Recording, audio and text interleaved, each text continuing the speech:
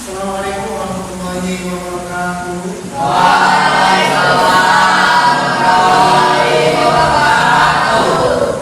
Bagaimana kabarnya hari ini? Ya, alhamdulillahirobbilalamin. Assalatu wassalamu ala asyrofil anbiya'i wal mursalin sayyidina Muhammadin wa ala alihi wasallam. Oke. Sebelum kita memulai pelajaran kita pada hari ini, di sini pelajaran tentang apa? Tentang sholat dan zikir. Oke, seperti biasa sebelum kita memulai, mari kita berdoa terlebih dahulu. Silakan teman dipimpin sama ketua kelasnya, silakan. Teman-teman, kita belajar dengan berdoa. Berdoa selesai. Sini ada semua ya? Oh, ada nggak hadir? Ada. Oke. Siva. Hidayah. Nah, ada semua ya? Tujuan pembelajaran kita yang pertama apa? Memahami pentingnya sholat dan zikir dalam kehidupan sehari-hari.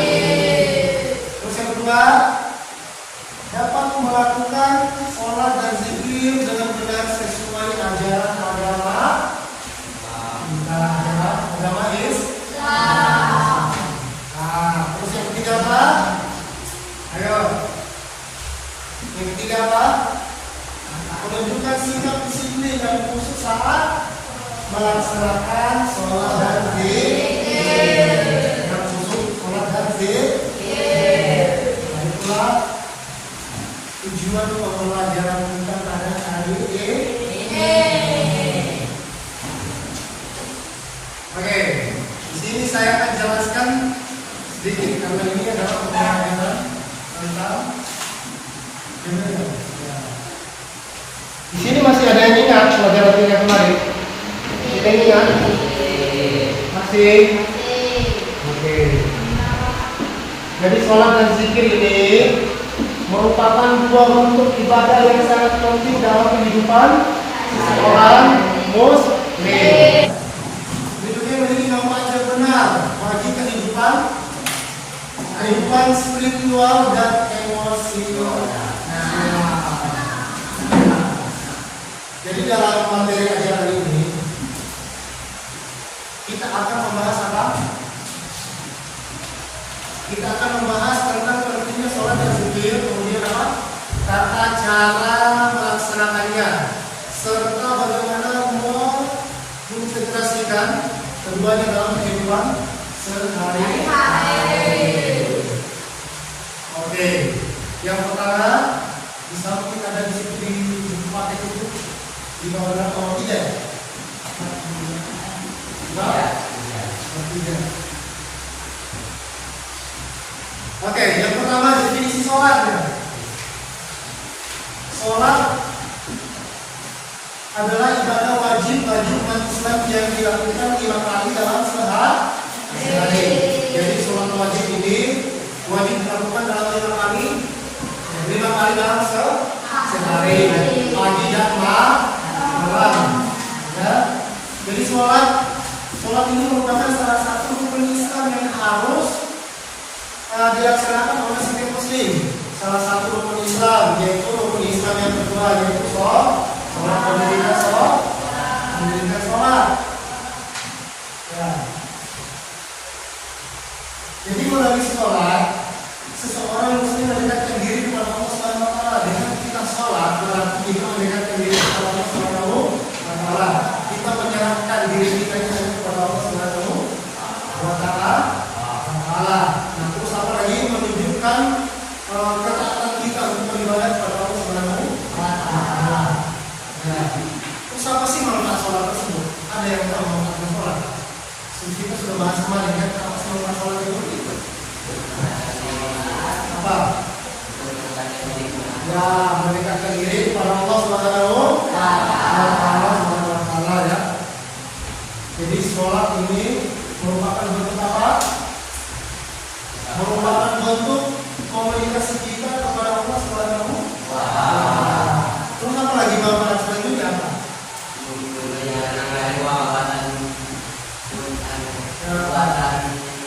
Mencegah dari perbuatan keji dan munkar. Terus apa lagi? Membangun disiplin dan rutinitas, ya disiplin. Kalau sudah waktunya sholat, misalnya sholat zuhur, maka kita harus segera melaksanakan sholat zuhur tersebut. Terus apa? Langkah-langkah sholat itu apa? Itu sudah pelajari kemarin. Langkah-langkah yang pertama adalah niat. Niat itu di mana? Di qalbi atau di hati. Terus apa lagi? Setelah niat tadi, takbiratul ihram. Sudah pelajari kemarin kan? Takbiratul ihram. Terus apa? Membaca Al-Fatihah. Setelah membaca Al-Fatihah, rukuk. Nah, rukuk bagaimana? Nanti akan dipraktekkan oleh kelompok di rukuk. Kemudian apa lagi? Bangkit dari rukuk atau i'tidal. Setelah rukuk dia bangkit untuk i'tidal. Sami'allahu liman hamidah. Kemudian sujud. Setelah sujud duduk di antara dua sujud. Kemudian sujud kembali. Kemudian yang terakhir kemudian salam oleh di sampai di sini paham ya? Paham? Nah, karena sholat ini tidak bisa dipisahkan sama zikir, karena sebagaimana di dalam ayat Al-Quran apa? Sungguhnya sholat dan zikir itu menjadi sebelumnya kan? Tidak bisa dipisahkan ya? Jadi sholat dan zikir. Oke. Sekarang kita masuk ke kegiatan apa ya? Nomor kerja peserta didik. Kita masuk di kegiatan kelompok. Karena tadi sudah dijelaskan dan sudah paham semua ya. Sudah paham semua apa yang harus kita lakukan nanti. Oke. Di sini saya akan bagi menjadi 3 kelompok.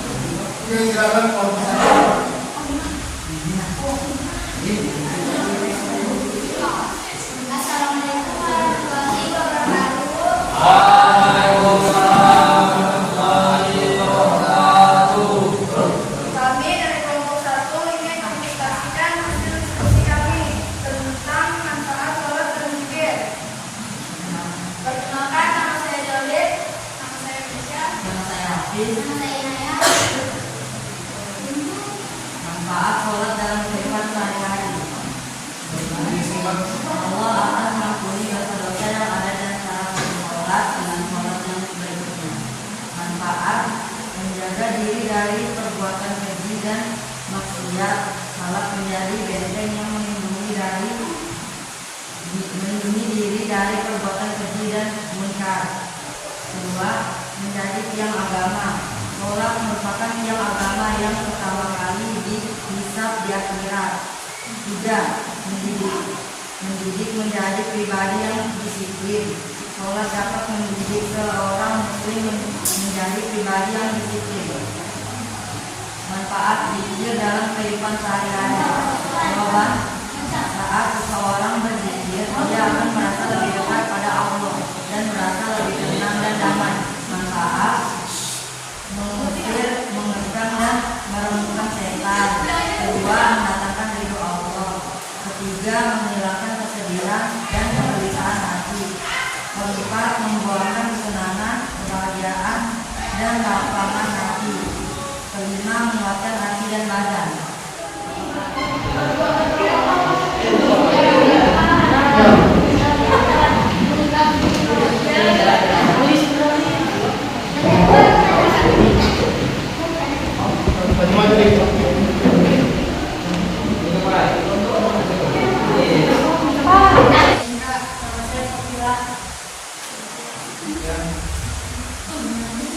Kata dalam sholat berpikir. Jawaban 1. Pengertian sholat. 2. Cara sholat. 3. Tata cara sholat yang benar. 4. Berpikir. 5. Manfaat sholat. 6. Takbirul ihram. 7. Membaca doa iftitah. 8. Membaca surat Al-Fatihah. 9. Membaca beberapa ayat Al-Quran. 10. Menutup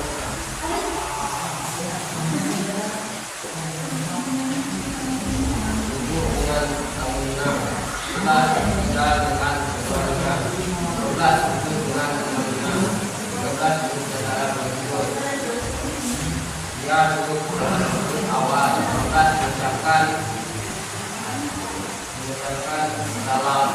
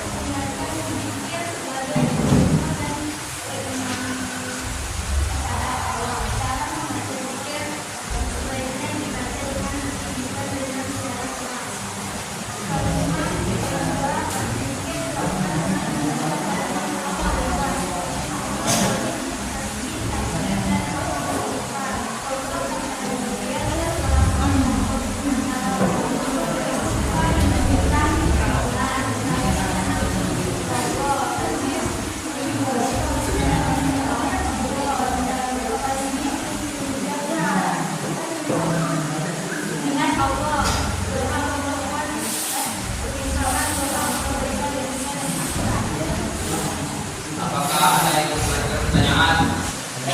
Ya. Pertanyaannya, bagaimana sikap kalian apabila salah satu temanmu beragama Kristen dan kalian ingin melaksanakan sholat lima waktu? Bagaimana sikap toleransi kalian terhadap salah satu teman kalian yang beragama Kristen? Dengan cara mengkaji dengan orang muslim untuk mengerjakan sholat waktu. Ya, jadi kita meminta izin kepada yang ada dulu bahwa kami yang beragama Islam ingin melaksanakan kewajiban kami untuk melaksanakan sholat. Ya, jadi seperti itu aja.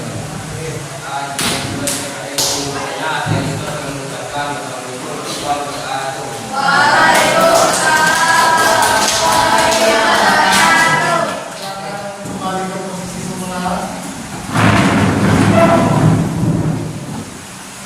Jadi kesimpulannya, sholat dan zikir ini adalah dua aspek dalam kehidupan dalam ibadah Islam yang membantu mendekatkan diri kepada Allah Subhanahu wa Ta'ala. Jadi memberikan ketenangan jiwa, memberikan ketenangan batin, dan memperkuat iman kita kepada Allah Subhanahu wa Ta'ala. Kemudian dengan memahami tata cara pelaksanaan dan manfaat ibadah ini, ya, serta mengintegrasikannya dalam kehidupan sehari-hari, maka kita dapat mencapai kehidupan spiritual yang lebih baik dan harmonis. Oke, saya kira cukup sekian dari pelajaran kita pada hari ini. Mari kita tutup dengan membaca doa sesudah belajar. Silakan konferensinya. Teman-teman, sebelum kita mulai pelajaran pada hari ini, mari kita berdoa. Berdoa dimulai.